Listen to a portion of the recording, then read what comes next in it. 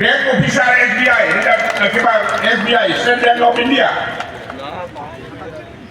তাৰপিছত আছে এজন বড়ো কমেডিয়ান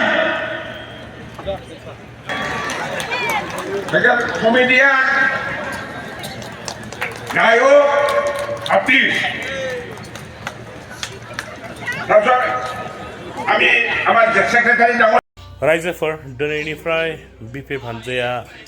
रिलि हाबाफारि लाजेनबाय दिनै गसाइगावआव बिपिएफ हानजानि गेदेर रिलि हाबाफारि जानानै थाङो बे रिलि हाबाफारियाव बिटिसिनि चिफ मानावगेट हाग्रामा महिलारि बिथाङा बाहागो लानायजों लोगोसे खौरां बिजोङावबो बिथाङा माखासे बाथ्रा फोरमायदों नोंथांमोना बे भिडिअखौ जोबजासिम नायोब्ला मानावगेट हाग्रामा महिलारि बिथांनिफ्रायनो गासै बाथ्राखौ नोंथांमोना आबुङैनो मोनथिनानै लानो हागोन भिडिअखौ जोबजासिम नायनानै लाग्रो रायजोफोर बेनि उनाव नोंथांनि गोसोआव मा साननाय सोमजिदों नोंथांमोना कमेन्टनि गेजेरजों फोरमायलायबानो जाबाय আজি হল আমার বিপিএফ দলৰ সেন্ট্ৰেল কমিটি বিপিএফ দলৰ সিদ্ধান্ত মতে আজি গোসাইগাঁও জিলাৰ প্ৰথম ৰেলী দিছপুৰ চলো যাত্ৰা ৰেলী আজি প্ৰথম হৈ গ'ল ইয়াৰ পিছত আমাৰ আকৌ সৰ্বজৰা জিলা হিচাপে আছে ইয়াৰ পিছত আকৌ কোকৰাঝাৰ জিলা হিচাপে আছে মুঠতে জিলা হিচাপে আমাৰ এনেকুৱা ৰেলী প্ৰগ্ৰাম আছে দিছপুৰ চলো যাত্ৰা তো দিছপুৰ চলো যাত্ৰা সেইটোৱে যে আমাক BTC বাকী ৰাইজে সেইটোৱে বিচাৰে যে BTC উন্নয়নটো তো আমি BTC যদি উন্নয়ন কৰিব লাগে তেতিয়াহ'লে নিশ্চয় আসাম চৰকাৰ বা দিল্লী চৰকাৰৰ সহায় সহযোগিতা লাগিব সেইকাৰণে আমি দিছপুৰ চলো যাত্ৰা দিছপুৰক আমাৰ MLA পঠাব লাগে 15টা সমষ্টি আছে 15টা সমষ্টিত আমি BPF হিচাপেই হওক বা NDA হিচাপেই হওক 15টা সমষ্টি 15টা লৈ যাব লাগে দিছপুৰক পঠাই দিব লাগে আৰু দিছপুৰৰ পৰা BTC যিবিলাক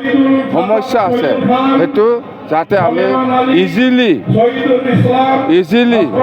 সেইবিলাক সমস্যা সমাধান কৰিব পাৰে তাৰ কাৰণে দিছপুৰ চলো যাত্ৰা দিছপুৰক MLA পঠাব লাগে সেইটোৱে আমাৰ উদ্দেশ্য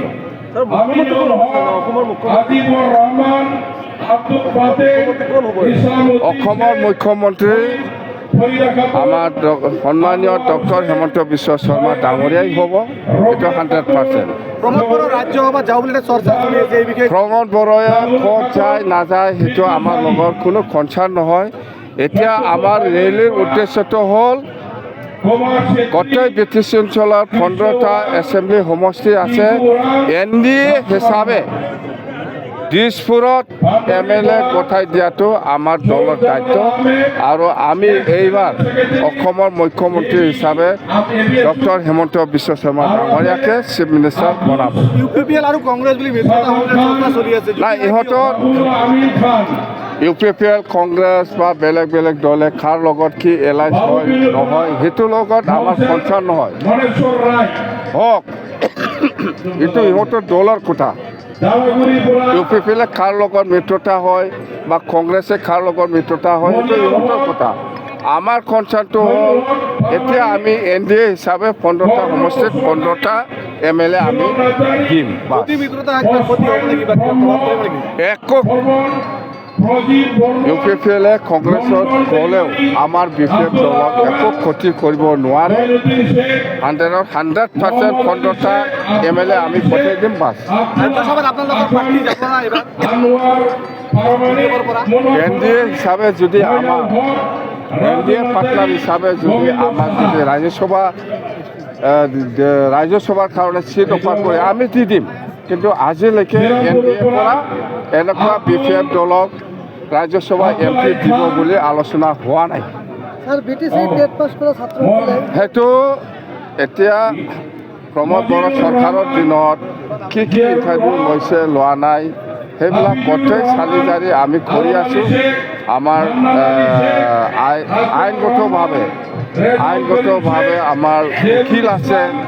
মানে লিগেল চেল আছে সেইবিলাক চাই আছে সেইবিলাক এতিয়া কৰিব পৰাটো সম্ভৱ নহয় ইলেকশ্যন পাৰ হৈ যাব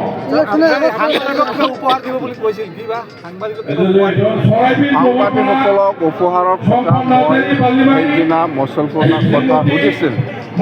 আমাৰ কি কয়